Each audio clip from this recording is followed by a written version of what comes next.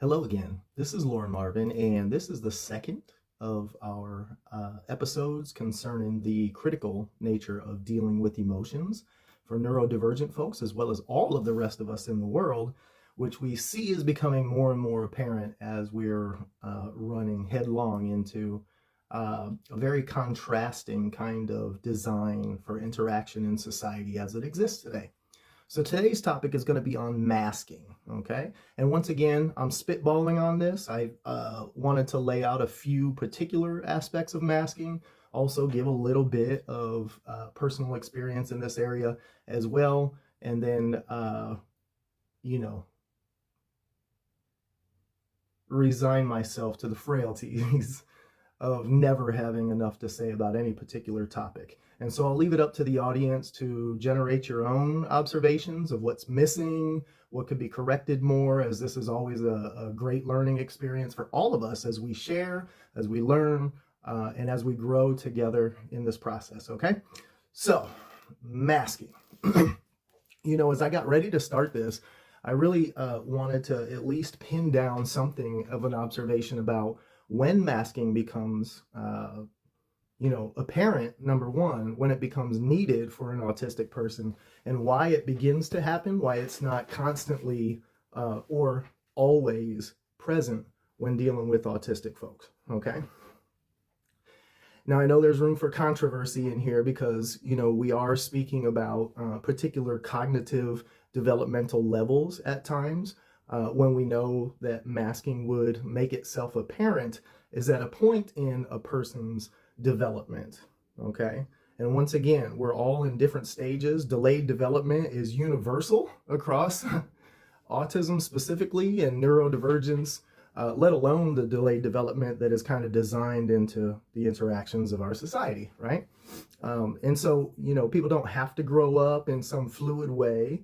But cognitively, as actual abilities begin to develop about perception of the outside world, you can refer to Piaget's stages if you're interested in that topic, to see about how some of these things come around with object permanence and just things that, without someone explaining to us the utility of these in how they are the root abilities that have been abstracted into all of the, twisted ways in which society has used and built upon those building blocks in order to create such complexity. At the very base level of those are those levels of cognitive abilities. And once again, cognitive not only inside oneself and intelligence, but about how one is able to use the senses in ways that are external to themselves, and then to be able to interact, operate, manipulate, and all the rest of the things that we have to do in order to become a person in society with an identity that is different from our parents. And those things happen really quick in the normative development stages and timelines for things, but they don't happen so quick for autistic people. And it makes for some interesting and amazing changes in a person's life as you see them begin to grow and these things show up in people's lives. I'm 47 years old right now as a personal note. And once again, more and more every day I see some of the challenges that exist with a delay that then builds upon as there's more delay, but there's also more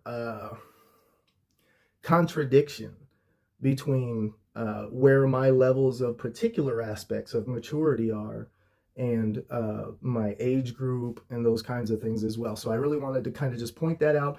I'll dive a lot deeper into that later.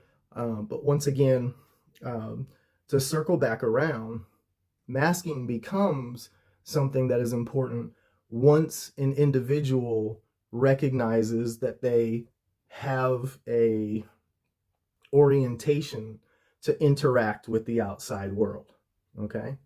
Now, even then, just because the inclination to interact has begun there doesn't necessarily mean that the cognitive functioning of reflection on what the outside world is responding to in interaction has come online. And for a lot of people, it hasn't come online. And it's very obvious when it hasn't come online, but it doesn't mean that there aren't masking things that are taking place at that level. It just means that they're not on a level where they're particularly accessing great cognitive load that comes along with like where it would register for masking. You see a lot of behaviors that are not being rounded out to look more neurotypical or more by the design of the way the world works. And that's okay. That's a part of living. We don't need any of the complexities of life in order to live and to to create happiness from the inside out. And so all of our children, all of the folks that we know in our community that are within those levels particularly, both challenge us every day to bridge the gap between the two of those contradictions there, but also are living, walking, awe-inspiring proof of what humanity really is. That at its basis level, that with needs taken care of, there's wondrous and beautiful happiness that can be expressed on the faces and in the hearts, and the design of interaction between folks that are highly sensitive with their emotions and with their senses altogether. Okay, so now that we've got through some of the basis of like when this stuff becomes relevant within developmental patterns and things like that, then comes, hey, how are we challenged so extra much in terms of dealing with our emotional content, registering what emotions are there, being able to name emotions, being able to live a life where when our nervous system demands that we take and pay attention to the sensory inputs and how contrasting, contradicting, and sometimes all out overwhelming us in any moment because of how we orient ourselves to any thing, let alone any interaction in the world, can be very, very critical for us to deal with. And masking is one of the first ways that makes us at even higher risk for many things, okay? So let's kind of break this down. When I say higher risk for many things, I'm speaking of, suicidal ideations, clinical levels of depression, social anxiety. All of these things are a wellspring of symptoms that come forth from the very act of being able to bless the world with our presence, to try to fit in so that we don't bother other people's ability to pay attention, to notice the important facts and things in a interaction instead of all the small nuances that, are hard to control for at all times, which comes in when we talk about masking. So at some point in a person's life, they, recognize that not only do they have a desire to interact with the outside world, but the outside world is fully unprepared to hang in there on conversations with people that don't have the same discussional, conversational skills, but particularly have a desire to, have friends, to be a social person.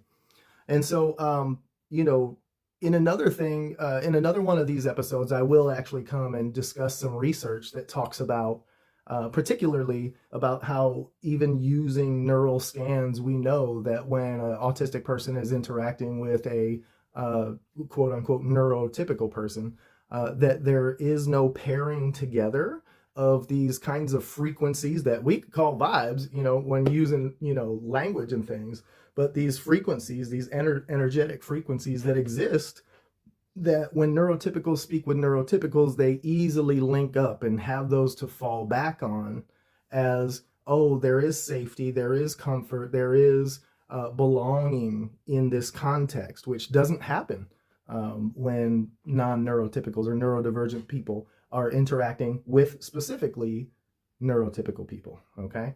But I have some research on that to kind of lend some reality to the backside of why that is experienced so much.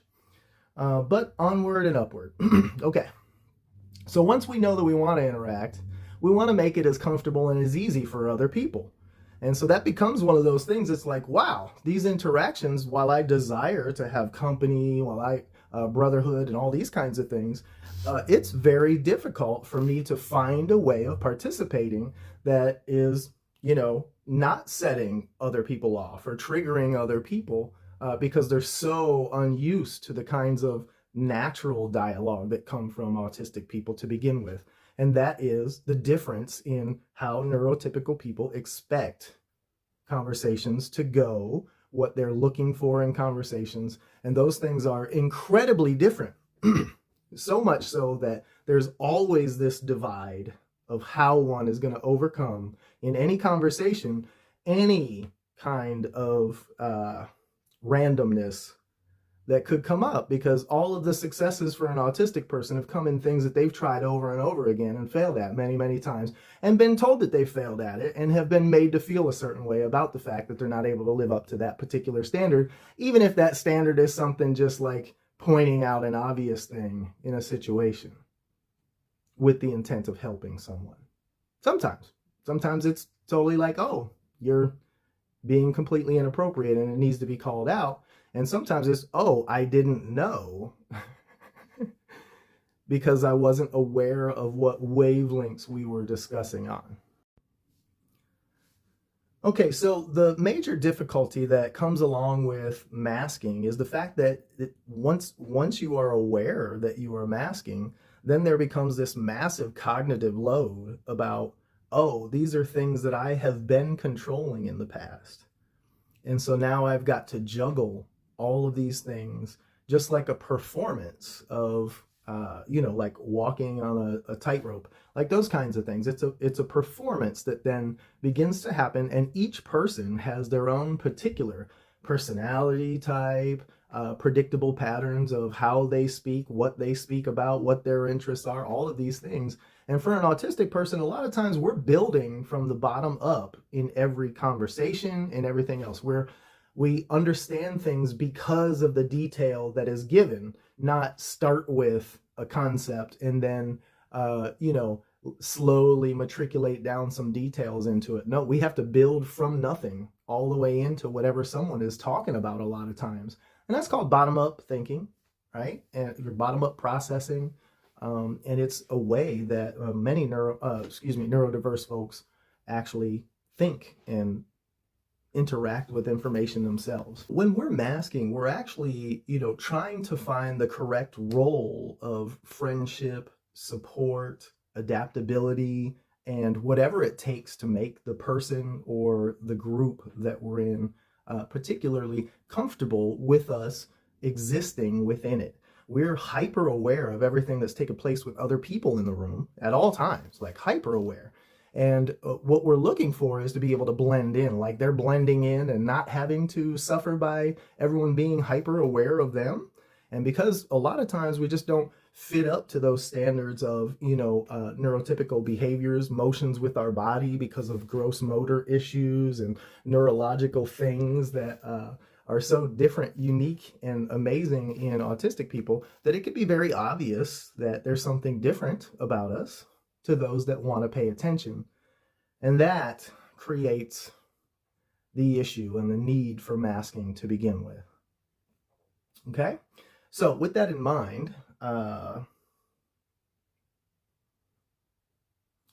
as we do that, as we interact in an active manner of creating the kinds of interaction and conversation that we want, a lot of times we don't reveal things about ourselves purposefully because they're not rounded and not sanded down into perfection, but they're very clunky things that we've never been able to overcome in our lives. And so we keep them into the private spaces of our lives and don't offer a lot of those things to the public because the backlash for, when it comes to peer acceptability and those things is very difficult in our society.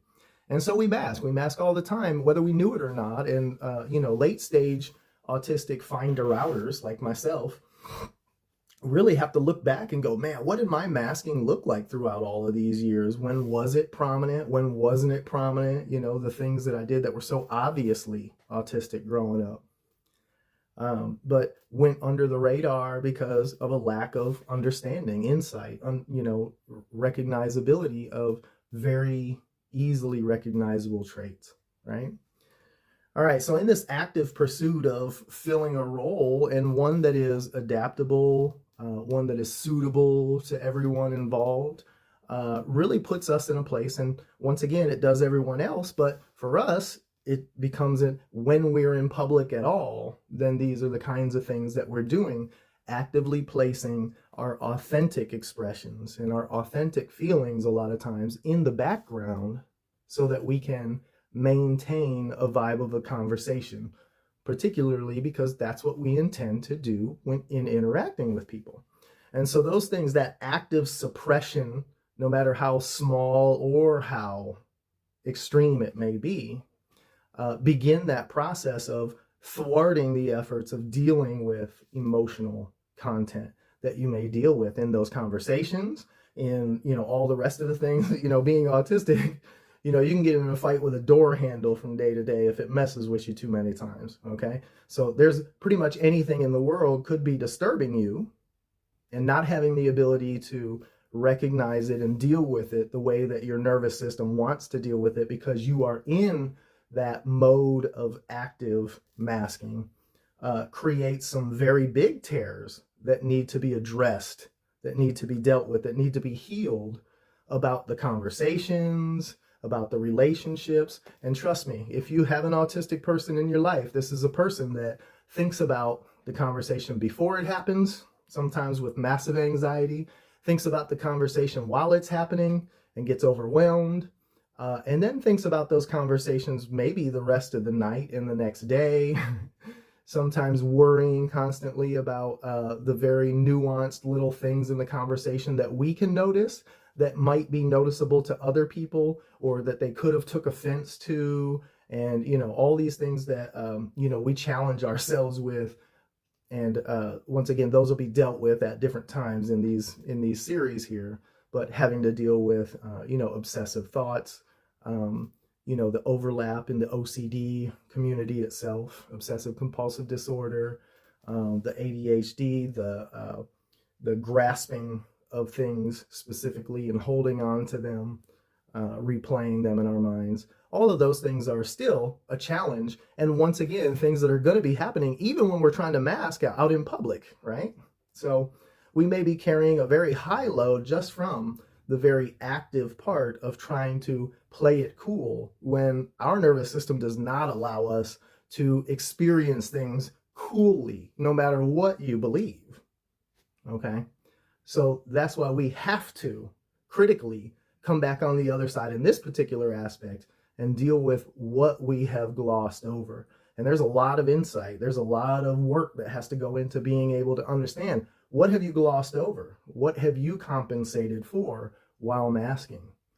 Okay, and I'm going to leave it there for now. We've got plenty more to talk about. Thanks for sitting in and being a part of this for a little while, and I'll catch you in the to be continued.